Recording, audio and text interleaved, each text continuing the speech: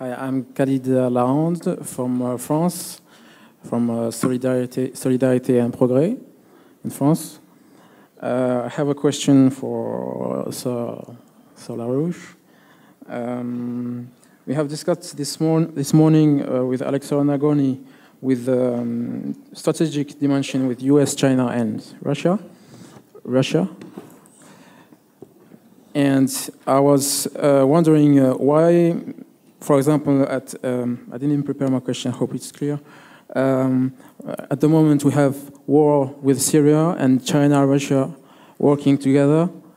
Why can we take this opportunity to make China, Russia to put some pressure and some link with, for example, Argentina, which is a country which is becoming more and more independent, and with Brazil also, and all this country with China, with Uzbekistan, make a statement, make maybe a worldwide statement, and then maybe it will be mediatically in all television with a senator, with Bruce Fein, for example, and then maybe with the SDI, which has economic, which is good for the economy, etc. And then we have maybe more largest people will know about our fight. I have also another, just two other quick questions for Henri Safa, and maybe Edward agrees. Mr. Henri Safa, France was the leader in the 70s about the molten reactor. I think they had a lot of research on that, and it was politically crushed down. I don't know why. Do you know why France has crushed down this research? Yeah. And for Edward Greaves, or maybe both, I don't know. I heard also about uranium. I heard that even we have less uranium, we think. I heard that we can transform phosphate in uranium also, maybe. Well, first of all, there is no such thing as a Syria war in the ordinary sense. It's a British operation done with conciliation of the President of the United States, who is also a non-likable person, to put a nice thing on it. And the problem here is that the British Empire, we have to understand this, in the history of mankind, the Roman Empire never really went away. The Roman Empire was collapsed, but it moved up to what is now known as Venice. You had these old drunken Romans who were oppressors of the ruling class of Rome. Rome decayed, and the ruling class fled and went up to the vicinity of what is Venice today.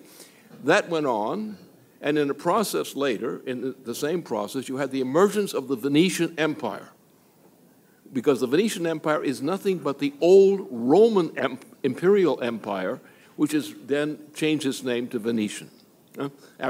Then you had a second Venetian Empire. And the second Venetian Empire came under the surface in the wars against France first, and then the Netherlands party, which led this thing, which was the New Venetian Party. And the New Venetian Party invaded Ireland, butchered the Irish, and took over the United Kingdom. And with the success of the takeover this takeover of Britain, the British Empire was created as the New Venetian Empire. And with the wars of the 18th century entering into the 19th century, you had the British Empire is the new Roman Empire. And that's what you have to understand, is that that's the problem. And the British Queen is the problem. Understand her clearly. She has said during the period of that Copenhagen debates. Yeah, well, that's but the same thing. That policy is a policy of genocide, which the Queen has proclaimed repeatedly, and which her lackey, the President of the United States, has supported fully, to reduce the population of the planet rapidly from 7 billion persons to approximately 1. That is what is in process. That's what the policy is against Europe. That's the policy against Syria. That's the policy against North Africa. That's the policy. If the United States takes the action of freeing itself from the British Empire and kicking this president out because he's a criminal, then on that case, we don't have that problem anymore.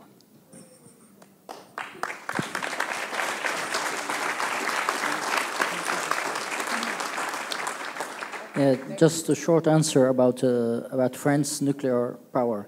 France started with natural uranium graphite gas technology. This is simply because at that time we didn't master the uranium enrichment process that we need for nuclear power reactor pressurized. Once France mastered this process, we moved from natural uranium graphite gas to pressurized water reactors. And at the same time, because of the oil shock, we started moving in the fourth generation reactors with sodium fast reactors. So there has been very little, if not work done on molten salt reactors in France. As for the phosphates, of course, there are some, in phosphates, we have a lot of other species in the phosphate, and we can have, uranium is one of them, and it's quite easy to extract uranium from the phosphates. However, the phosphate flux needed, the amount of uranium in phosphate is very small, and the flux you need from using phosphates is simply not enough. It's only an added thing to the uranium. I wanted to say something about uranium. I showed that uranium resources now, they amount to 300 years.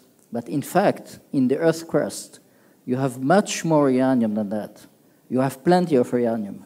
You have in your garden, you have 25 kilograms of uranium if you have a 1,000 meters square of land. So we have plenty of uranium. It's a question of price. So we know that for the moment, the price of uranium is only 1.6% of the kilowatt hour, electric kilowatt hour price.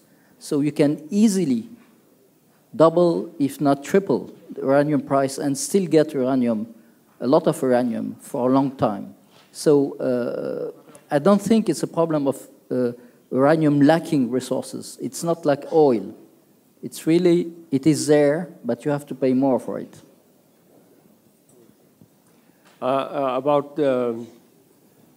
There was a program between 1983 to 1993, 10 years, in which the French collaborated with the Oak Ridge National Laboratory. And during this time, a study was made of the molten salt fast reactor, which was a program which the Americans worked in and made a design for a reactor in 1971 and the previous years as a result of the molten salt reactor experiment. Now, I have the fortune of being now closely in relation to one of the persons, Alfred Lecoq, who in France was a member of this group.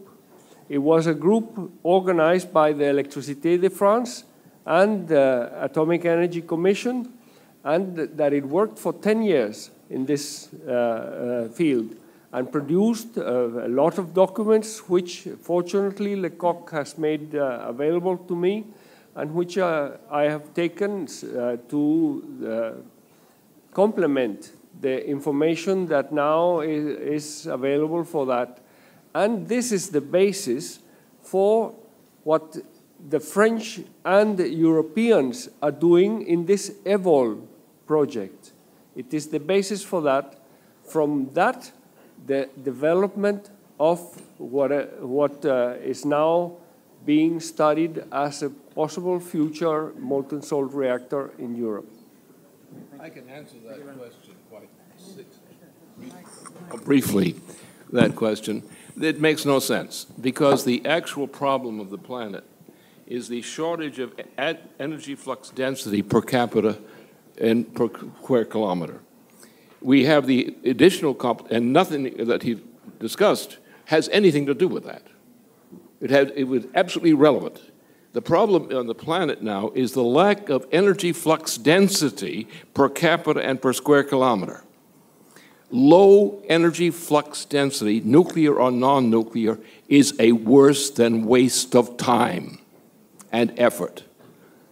The very existence of this planet now depends upon the need to prepare to defend this planet against bodies such as floating out there, and there are millions of them out there. Some of them will be harmful, some not. But if we're going to have human beings living on Earth, you have to defend the integrity of Earth as a place where people can live.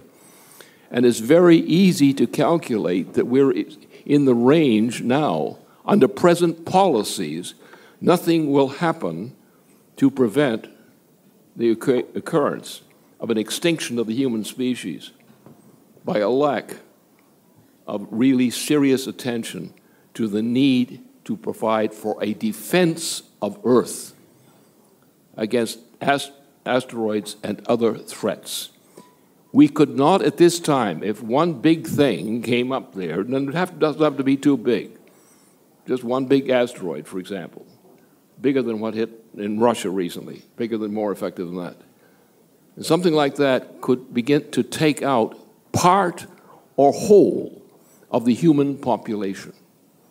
We presently have no capability, operational capability, to, if we were threatened with an asteroid of the relevant size, to hit the Earth within 1 year.